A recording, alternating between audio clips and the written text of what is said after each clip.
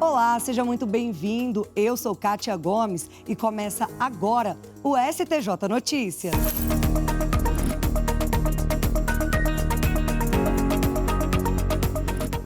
No programa de hoje você vai ver: Corte Especial confirma afastamento do governador do Tocantins por 180 dias. A primeira-dama também foi afastada. E mais, rejeitado o recurso da defesa do ex-jogador Robinho, condenado por estupro coletivo na Itália. Temos ainda posse dos novos ministros Marluce Caldas e Carlos Pires Brandão. O STJ Notícias já está no ar.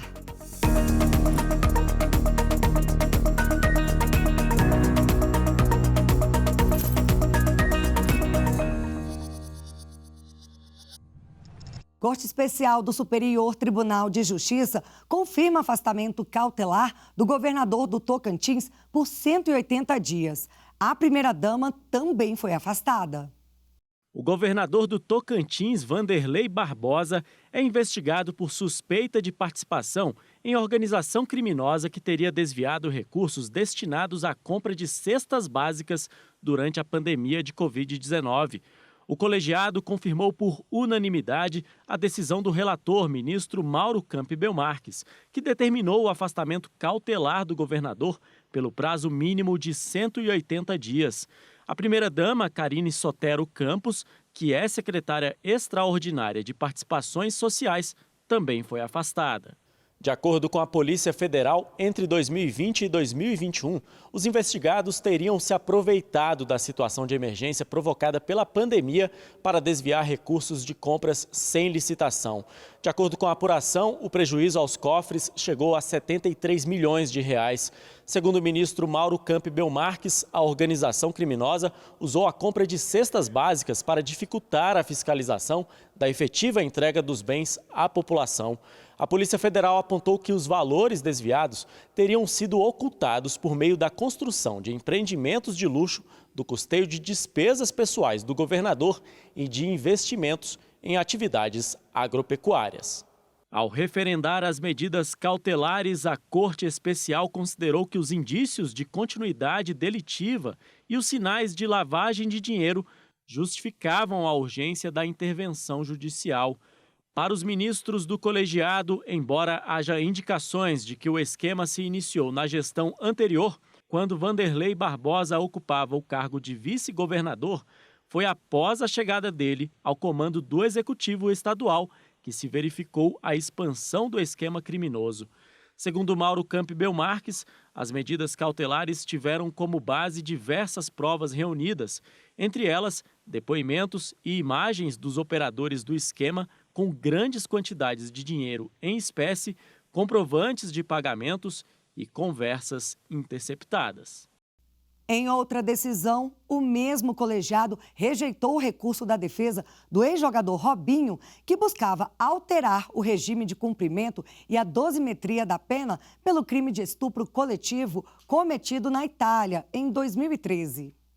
Por unanimidade, a Corte Especial rejeitou o recurso apresentado pela defesa do ex-jogador Robson de Souza, o Robinho, que queria alterar o regime de cumprimento e a dosimetria da pena pelo crime de estupro cometido na Itália. O ex-atleta foi condenado em 2017 a 9 anos de prisão em regime inicial fechado pela participação no estupro coletivo de uma jovem de 23 anos, ocorrido em uma boate de Milão. O pedido da defesa foi formulado contra o acórdão em que o STJ validou a sentença estrangeira e confirmou a possibilidade de transferência da execução da pena para o Brasil. Os advogados do ex-jogador argumentaram, entre outras coisas, que na fixação da pena deveriam ser observadas as normas brasileiras, não sendo possível adotar automaticamente o cálculo feito conforme a legislação italiana. Sustentou ainda que, como Robinho é réu primário e tem bons antecedentes, a pena deveria ser reduzida para 6 anos em regime inicial semiaberto. Em seu voto, o relator, ministro Francisco Falcão, ressaltou que não cabe comparar a sanção aplicada pela Justiça italiana com as regras do direito penal nacional, pois a chamada Lei de Migração limita a atuação do STJ à homologação do pedido de transferência de pena, sem análise de mérito da condenação estrangeira. O ministro enfatizou que no Brasil qualquer condenado por estupro está sujeito ao regime mais rigoroso aplicável aos crimes hediondos. Para ele, se adotada a tese da defesa, criaria a figura do estupro transnacional privilegiado, concedendo ao condenado tratamento mais brando apenas pelo fato de o crime ter ocorrido no exterior.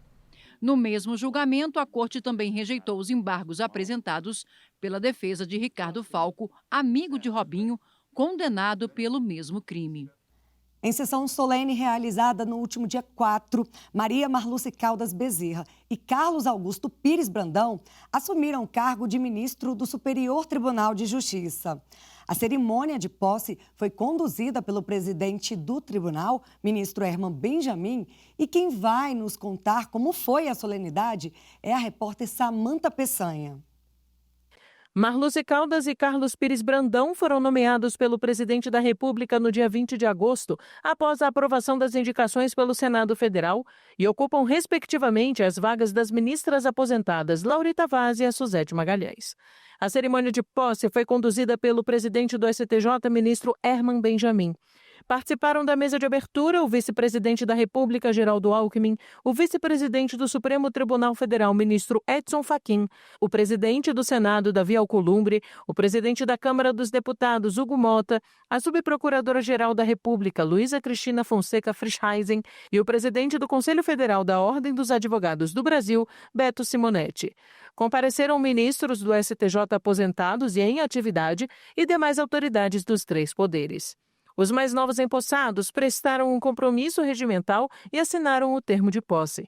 Ao final da solenidade, o presidente do STJ, ministro Herman Benjamin, deu as boas-vindas aos novos membros. Desejo à ministra e ao ministro muita felicidade aqui no Superior Tribunal de Justiça.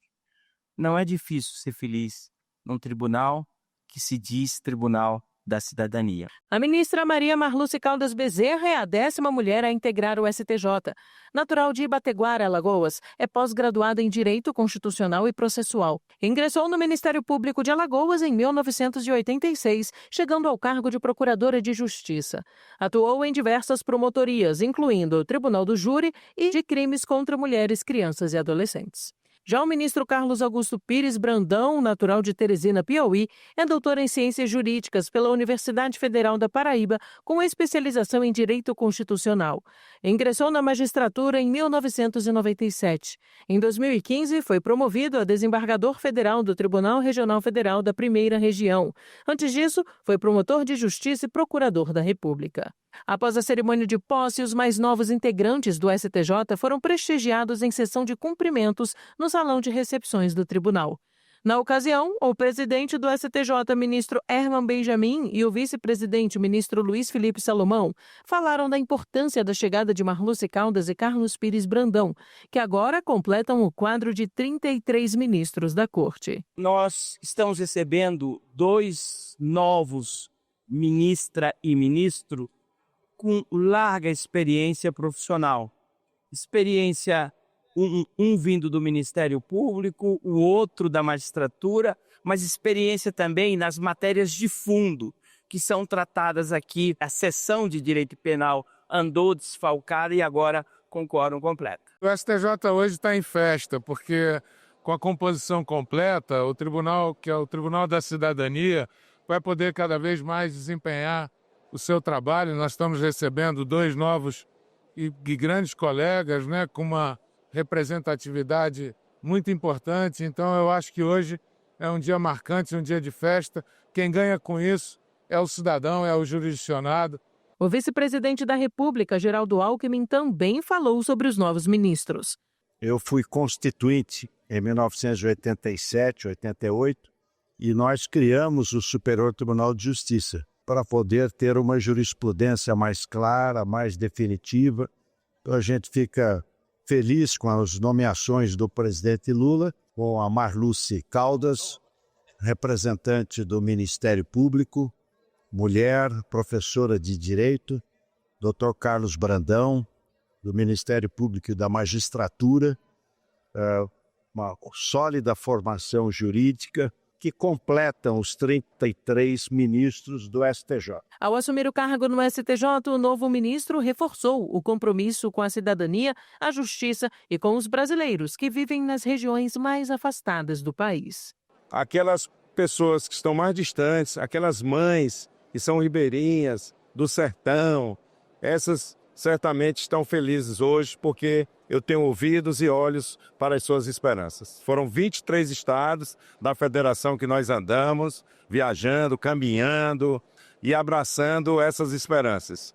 De modo que nós conhecemos os desafios do país, o que chega de demanda ao STJ e assim, eu só não serei um bom ministro se eu não quiser, porque preparado nós estamos. A ministra Marluce Caldas ressaltou a representatividade da mulher no judiciário e reafirmou o compromisso com uma justiça mais inclusiva, acessível e próxima da realidade da população. Não só Alagoas, né, mas essa indicação minha, essa chegada aqui, é a presença das mulheres, da mulher nordestina, das mulheres na carreira jurídica e principalmente no Ministério Público dos Estados. E o nosso Ministério Público brasileiro, para mostrar para as mulheres que nós podemos chegar também aos tribunais. Hoje nós precisamos das mulheres nas instituições, nas forcas, para trazer essa visão feminina. O preso que trabalha tem direito à redução de um certo tempo da pena a cumprir. É a chamada remissão. Em um caso que chegou ao STJ, a terceira sessão entendeu que o período em que uma presa permanece cuidando de seu filho dentro da penitenciária pode ser contado para a remissão da pena. Quem nos traz mais informações é a repórter Marina Campos. Confira comigo. Jovens, pretas ou pardas. Essas são as principais características da maioria das mulheres presas no Brasil. Mas uma outra importante também faz parte desse perfil. Em geral, as mulheres que estão privadas de liberdade também são mães. No Brasil, a população feminina carcerária é de quase 30 mil mulheres. Quase a metade delas tem filhos. E em todo o país, 120 bebês ou crianças estão atrás das grades juntamente com as mães. Mulheres que estão grávidas, têm filhos ou responsáveis por crianças têm direito à substituição da pena privativa de liberdade pela prisão domiciliar.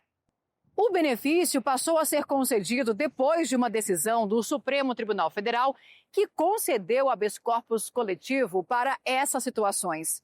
Mas o benefício não se aplica em todos os casos. Essas são as situações excepcionais. Em casos de crimes praticados com violência, especificamente com violência contra os seus descendentes, ou seja, filhos, netos, né, ou outros descendentes ali, ainda que indiretos.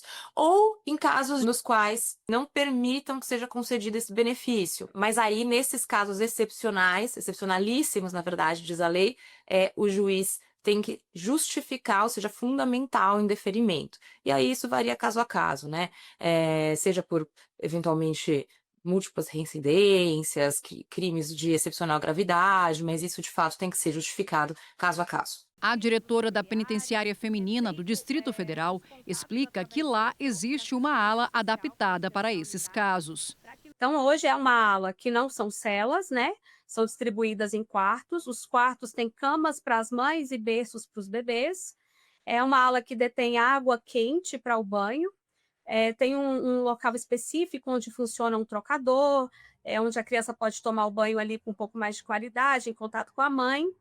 E nós temos também uma ala de convivência, onde é instalada a televisão, tem um emborrachado no chão, tem cadeiras de amamentação, né? E um conforto um pouco melhor, para que ela consiga ter esse contato com a criança de uma forma mais saudável. E os ministros da terceira sessão do STJ entenderam que esses cuidados dispensados pela mãe ao filho na ala de amamentação do presídio devem ser reconhecidos como trabalho e, com isso, também o direito à redução de um certo tempo da pena a cumprir, chamado de remissão.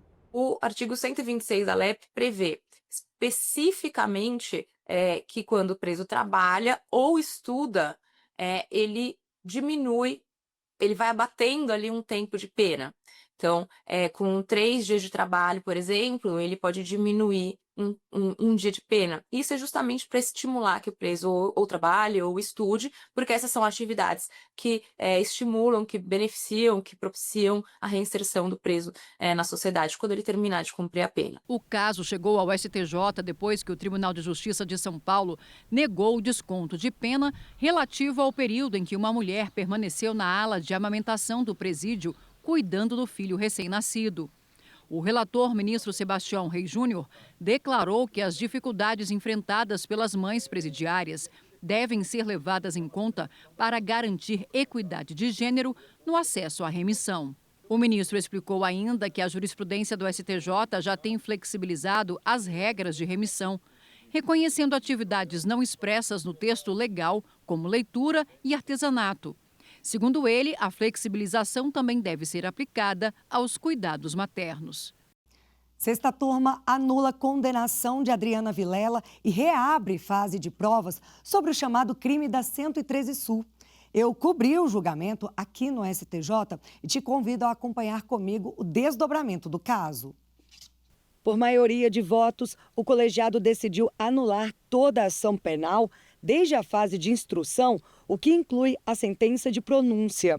Os ministros da sexta turma ponderaram que as provas produzidas poderão ser ratificadas pelo juízo de primeiro grau, inclusive aquelas originadas do inquérito policial, além de outras poderem ser produzidas. O julgamento do recurso especial no STJ teve início no dia 11 de março, quando o relator, ministro Rogério Schetti Cruz, não aceitou os argumentos da defesa para anular o júri popular e votou pela imediata execução da pena.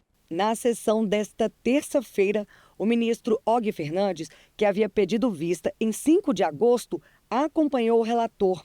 Contudo, o ministro Antônio Saldanha Palheiro e o desembargador convocado Otávio de Almeida Toledo seguiram o entendimento divergente inaugurado pelo ministro Sebastião Reis Júnior. Na avaliação do presidente da sexta turma, o cerceamento de defesa não se restringiu à sessão do Tribunal do Júri, mas ocorreu durante toda a ação penal, pois, apesar dos insistentes pedidos ao longo do processo, os advogados da acusada não tiveram acesso às mídias com os depoimentos dos corréus antes do julgamento em plenário. O caso ficou conhecido como crime da 113 Sul, em referência à quadra residencial de Brasília, onde, em agosto de 2009, ocorreram as mortes. A arquiteta Adriana Vilela havia sido condenada por júri popular a 61 anos e 3 meses de prisão pela morte do pai, o ex-ministro do Tribunal Superior Eleitoral, José Guilherme Vilela, da mãe, Maria Carvalho Vilela, e da funcionária da família, Francisca Nascimento. Adriana é apontada como a mandante dos assassinatos. Quinta turma do Superior Tribunal de Justiça decide que acordo de não persecução penal pode ser aplicado em crimes militares. O acordo de não persecução penal é um instrumento proposto pelo Ministério Público para evitar o processo, em troca de algumas condições a serem cumpridas pelo acusado. Anteriormente, o Superior Tribunal de Justiça não considerava válida a aplicação deste tipo de acordo para crimes militares, mas em um recente julgamento da quinta turma, o colegiado adequou a jurisprudência do Supremo Tribunal Federal e passou a admitir a aplicação do acordo para este tipo de crime. O caso analisado teve origem em acordo oferecido pelo Ministério Público a um militar acusado de falsificação de documento agravada pelo exercício de função em repartição militar. O acusado teria alterado a escala de trabalho durante o serviço, mudando o horário de seu turno para outro que não havia sido autorizado pelo superior. Mas o Tribunal de Justiça Militar de Minas Gerais considerou que o acordo não poderia ser aplicado, sob o fundamento de que o legislador não incluiu esse instituto no Código de Processo Penal Militar. O relator do caso na quinta turma, o desembargador convocado Carlos Cine Marchionati, explicou que o STJ vinha seguindo súmula do Supremo Tribunal Militar, que vedou a NPP em crimes militares, mas pontuou que essa orientação foi alterada em 2024, quando o Supremo Tribunal Federal admitiu a aplicação do instrumento. Considerando a mudança jurisprudencial, a quinta turma determinou o retorno do processo ao juízo de primeiro grau para que ele exerça o controle de legalidade e voluntariedade. Agora vamos para o direito privado. Na quarta turma, os ministros decidiram que foto de mapa da internet não substitui perícia como prova de residência em zona de autossalvamento em Brumadinho. Os ministros do colegiado determinaram o retorno à primeira instância do processo de um homem que pediu na justiça indenização por danos morais devido à perturbação que sofreu após o rompimento da barragem da mina Córrego do Feijão, em Brumadinho, Minas Gerais, ocorrido em 2019. O homem alegou que morava perto da região mais afetada pela lama e, como prova, apresentou um mapa tirado do aplicativo Google Maps. A região classificada como Zona de Autossalvamento, ou ZAS, é aquela que fica mais próxima a uma barragem, na qual não haverá tempo para o socorro chegar em caso de rompimento. A delimitação geográfica das ZAS considera uma faixa de 10 quilômetros ou a distância que seria percorrida pela inundação de lama em meia hora. Em primeira instância, a Justiça entendeu que o dano moral era presumido e determinou o pagamento de indenização no valor de R$100 mil. O Tribunal de Justiça de Minas Gerais considerou comprovado que o autor residia dentro da zona de autossalvamento, porém reduziu o valor da indenização para R$20 mil. No STJ, a Vale SA questionou os critérios utilizados para a delimitação da zona.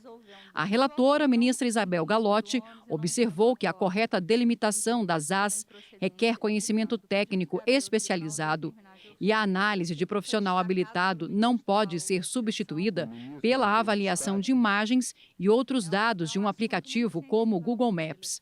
Com esse entendimento, a quarta turma determinou o retorno do processo à primeira instância para que avalie, após perícia técnica, se o autor da ação residia ou não nas ZAS referente à barragem B1 da mina na época da tragédia. Terceira turma valida a adoção póstuma e reconhece união estável incidentalmente. Os detalhes com o repórter Jáfer Araújo. Os ministros da terceira turma do STJ negaram provimento aos recursos especiais interpostos por herdeiros do adotante, mantendo válida a adoção. A decisão se deu em um processo envolvendo uma criança entregue voluntariamente pela mãe biológica a um casal. Ao apresentar o pedido de adoção e de desconstituição do poder familiar, o casal declarou conviver em união estável por mais de 3 décadas. Porém, os pedidos foram negados em primeira instância, levando em conta a retratação da mãe biológica e a burla ao cadastro de adoção. O casal recorreu, mas em seguida um dos pretensos adotantes faleceu. Ao final, o Tribunal de Segunda Instância decretou a perda do poder familiar da mãe biológica e deferiu o pedido de adoção. Só que os herdeiros do adotante falecido recorreram ao STJ, alegando a falta de demonstração da união estável para autorizar a adoção conjunta e o desrespeito ao Cadastro Nacional de Adoção. O relator, ministro Ricardo Vilas Boas Cueva, observou que o Estatuto da Criança e do Adolescente exige casamento civil ou união estável dos adotantes, o que se confirmou no caso analisado de forma incidental na ação de adoção, apenas para os fins dessa demanda. Sobre a adoção póstuma, o ministro considerou que havia manifestação inequívoca de vontade do falecido em adotar a criança, o que permite o deferimento conforme o ECA. O relator finalizou reconhecendo que houve inobservância ao Cadastro Nacional de Adoção, mas salientou que retirar a criança daquela família, após mais de 13 anos de convivência, causaria um grande prejuízo, principalmente a ela. E o STJ Notícias vai ficando por aqui. Se quiser saber mais sobre decisões e outras informações do tribunal, temos várias opções para você, como o site e o canal oficial do STJ no YouTube, as plataformas de áudio e as redes sociais. Até o próximo programa. Tchau, tchau!